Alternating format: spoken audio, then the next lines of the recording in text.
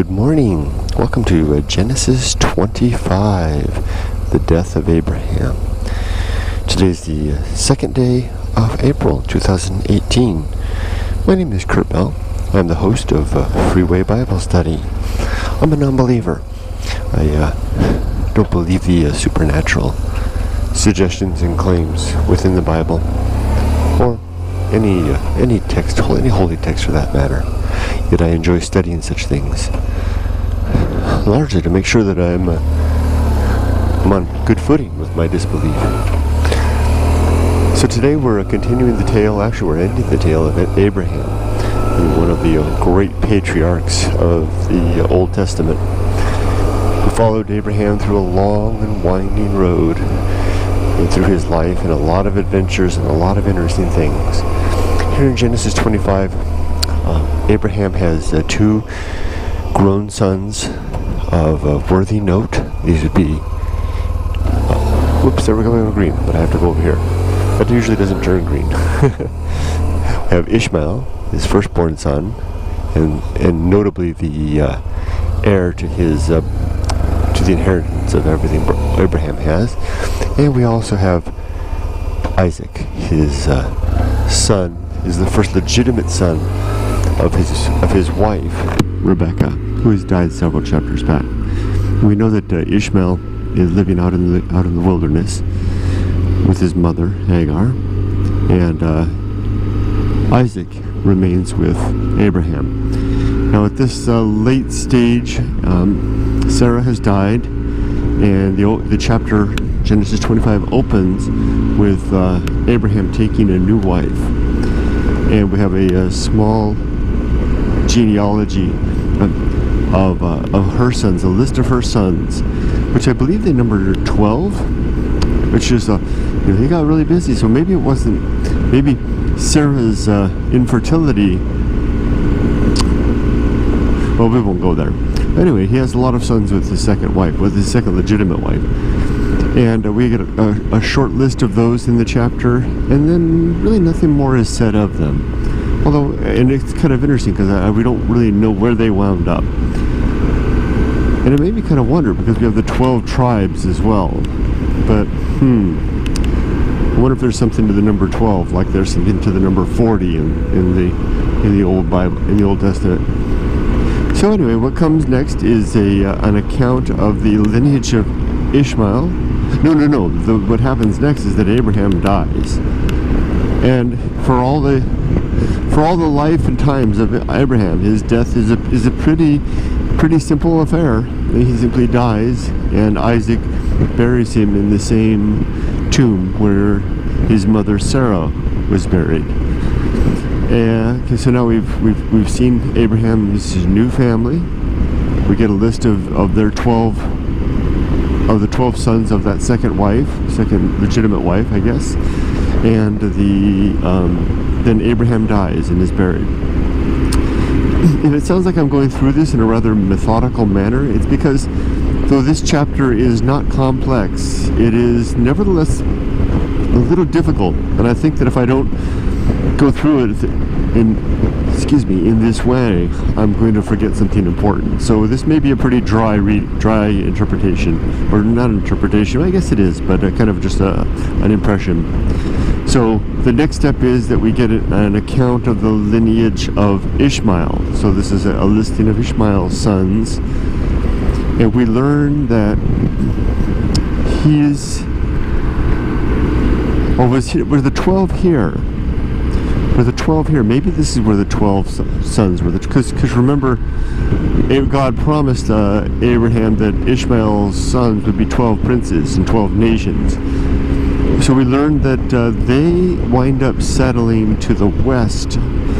All this is taking place in Canaan, and Ishmael's sons end up over to the west against Egypt. And maybe that's the southwest, depending on where we're positioned things. Remember where Mamre is. I wonder if Abraham is still living in Mamre, which would be pretty even across the desert to Egypt. You were my brother! I don't know, it gets old, huh? Maybe it's just because my mind is distracted.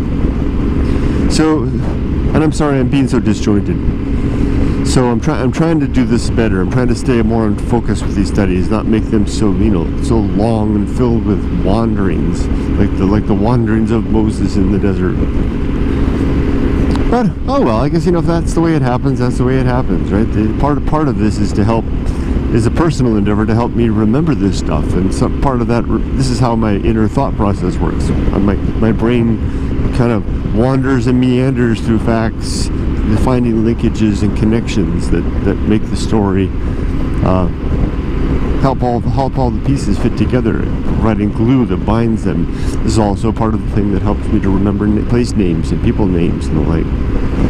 Although my wife always complains I always remember the most useless things, never the important stuff. Oh yeah, speaking of which, oh my gosh, today's our anniversary. See? It helps. Well, actually, I knew that was coming up. I thought it was the day after tomorrow, but we've been married twice, so I better cover it today. I was planning to do something for our anniversary the day after tomorrow, which is the first time we were married. But we were actually married twice, so I better recognize it today too. But Yumiko always says I've got a third chance, which is the 3rd of April as well. So,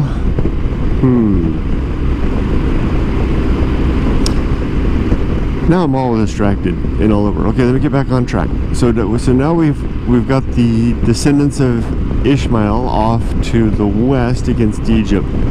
Finally, then we come to, or we have 2 more bits of this chapter to cover. The next bit is the descendants of Isaac, who does the Bible actually list them all out at this point? I think so. I think some lineage is done. Oh, of course. No, it's not a specific detailed begat. It is simply a fact that a small sub-story that Isaac, after he married Rebekah, remember her? The girl from the well that watered the camels? After that, she was having trouble having any children. And so she or Isaac implored to the Lord to why, and the Lord made her womb fertile, and she became pregnant. And she noticed that there seemed to be 2 children within her, and that they were, in the words of the Bible, striving against one another, fighting in her womb. So she asked the Lord about it, and the Lord responded that she had 2 nations inside of her, and that these nations would strive against one another, as they were already doing in the womb, and that the older of the 2 that would emerge would serve the younger.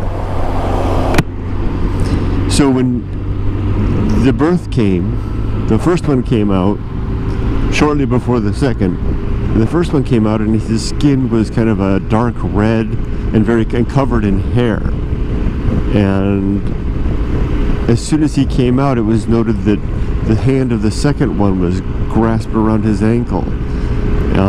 So almost like trying to pull him back, or trying to keep him from going out first. Remember, the first one gets all the birthright. And so the second one came out, and the first one was called Esau, and the second one was called Jacob. And of course, Esau would be the owner of the birthright, and he was the hairy red one. Now, fast forward to another story when. Before I do that, let me just say that these Esau and Jacob grew into very different men. Esau, the hairy one, the first one, became a hunter of the fields, and his father Isaac preferred him because he would feed him venison from the fields, deer meat. Interesting reason to favor one child over the other. While Jacob, on the other hand, was a dweller of the tents. So I don't know what he did for a living, but I guess he didn't have to do a lot, given Daddy was Isaac, the who inherited everything from Abraham and who was very wealthy.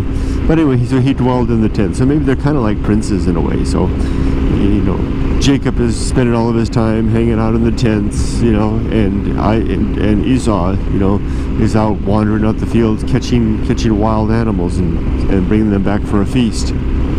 So anyway, let's go to a story. So Esau comes back from the fields. I guess he hasn't been successful. He's just famished. In fact, he's so weak with hunger that he may die, so he thinks. And when he comes in the tent, there's his brother lounging in the tent. You remember, he hasn't been outside, so he's making some lentil soup. Basically, it's just described as red porridge or something. And Esau says, "Give me some of that. I'm famished. I'm on the point of death." And Jacob, sensing an opportunity here, says, "Certainly, but first you must promise me your birthright to our father." And Esau thinks, maybe he's not thinking so clearly, but he's clearly quite distressed, for as hungry as he is. He says, "Are you mad? You know, what good?" He doesn't say that exactly, but what good will he does say this? What good will the birthright do me if I'm dead? And give me some food. And Jacob says again, first promise. And so Esau does. He promises his birthright away for a bowl of lentil soup. And Esau given the soup from Jacob, and the deal is set. And then in the Bible, it says in both the King James edition and the New International edition, it says that Esau basically, it doesn't say, what's the word it used? Like resents or something. Showed disdain unto his birthright, like he didn't care about it very much. And which I guess makes sense if you think that he was so impatient as to give it up so easily, right? He should have fought a little more for it. Why don't you just go to the next tent and see if someone else has got some food or something? Or I'm sure there's plenty of leftovers somewhere around, right? And that's the end of the chapter. And we'll remember that later because this is key. The descendants, well, we can remember it now because I did read a little bit of scholarship about this, and apparently we have no good record of what happens to, you know, the line of no, I'm getting things mixed up. We have no good record of what happened to the line of Ishmael. So lots of interesting things, lots of doors open are waiting to be opened for the line for the lines of Jacob and Esau, as we will see. It'll get very interesting. The next sections of Genesis should be quite interesting indeed. So the final point I wanted to make, if I didn't already, was the beautiful geographic picture that this chapter paints of, we've got Abraham and his line there in Mamre. Presumably they're still in Mamre. They're in the Jordan Valley, south in southern Canaan. You can picture that on the map if you get out that old map in the West Bank there.